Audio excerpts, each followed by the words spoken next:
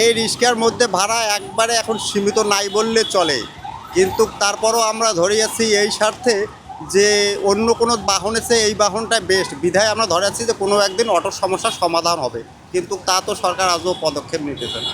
এটা দিয়ে তো আমাদের সমস্যা হচ্ছে নাম্বার ওয়ান, আর দ্বিতীয়ত কথা হচ্ছে যে শুধু আমাদের সমস্যা না, পুরো ঢাকাটা ক্যান্সারে পরিণত হয়ে গেছে স্যার। আর এটা অতি তাড়াতাড়ি বন্ধ করার সরকারের একান্ত দায়িত্ব, কিন্তু গভর্নমেন্ট তো তা করতে পারতেছে না। আমি বুঝতেছি না সরকার কি করবে, দেশ কোন দিকে যাচ্ছে, সরকার নিয়ে যাবে কোন দিকে, আমি তো বুঝতেছি না। এই অটোটা শুধু আমাদের জন্য সমস্যা না, আগামীতে যে নতুন প্রজন্ম আসতেছে তাদেরকেও ধ্বংস করে দিচ্ছে, যে মানুষের যে শ্রম শক্তিটা দিন দিন মানুষ হারিয়ে ফেলাচ্ছে।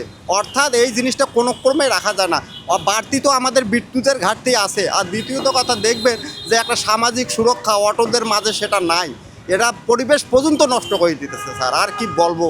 বর্তমান দেশের আমি সমস্যাটা দেখতেছি স্যার, আমার ক্ষুদ্র ব্র্যান্ডে রিক্সা চালক হিসাবে আমি এতটুকুই বুঝি যে এটা গভর্নমেন্টের ব্র্যান্ডের অভাব, তাছাড়া আর কিছু না। তার কারণ গভর্নমেন্ট একটু গভীরে চিন্তা ভাবনা করলে আপনার দীর্ঘ তেলের লাইনও থাকবে না, আপনার ওই মোটরসাইকেলের লাইনও থাকবে না, দেশের লোকও শান্তিতে থাকবে। কিন্তু সরকার সেই সঠিক সিদ্ধান্তটা গ্রহণ করতে পারতেছে না, এটাই বড় দুঃখের বিষয়। সরকার যদি ঠিক থাকে দেশের জনগণ সবাই ঠিক থাকবে, সরকারই যদি সিদ্ধান্ত ভুল হয় তাহলে বাকি লোকের সিদ্ধান্ত তো স্বাভাবিক। বিগত সরকারের আমলে স্যার ওটা তো প্রশ্নই হয় না, তার কারণ বিগত সরকার হলো আপনার বিনা ভোটে নির্বাচিত সরকার, অর্থে ওই সরকারের কাছে কারো কোনো কিছু আশাও ছিল না এবং তা কোনো আশা পূর্ণ করতে পারে নাই, অর্থে ও সাবজেক্ট বাদ। দ্বিতীয়ত কথা হলো যে মানুষ অনেক প্রত্যাশা বিএনপি জাতীয়তাবাদী দলকে ভোট দিয়েছে, কিন্তু তার মানে এই নয় যে ঘন্টার পর ঘন্টা সিরিয়াল ধরে তেল নিব, অটোর যন্ত্রণায় বাসা থেকে বাইর হইতে পারবো না, এই নয়।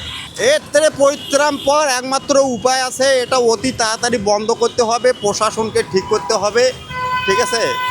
তাহলে আমার মনে হয় দেশটা কিছুটা শান্তির দিকে যাবেন। তার কারণ দেখেন আপনি, এই অটোর কারণে আমাদের উৎপাদন বন্ধ হয়ে গেছে। যারা ভালো ভালো প্রতিষ্ঠানে কাজ করতো আসিয়া অটোর মধ্যে পড়ে গেছে, আমাদের অর্থনীতি থেকে একটা চাপ পড়ে গেছে এই অটোর কারণে।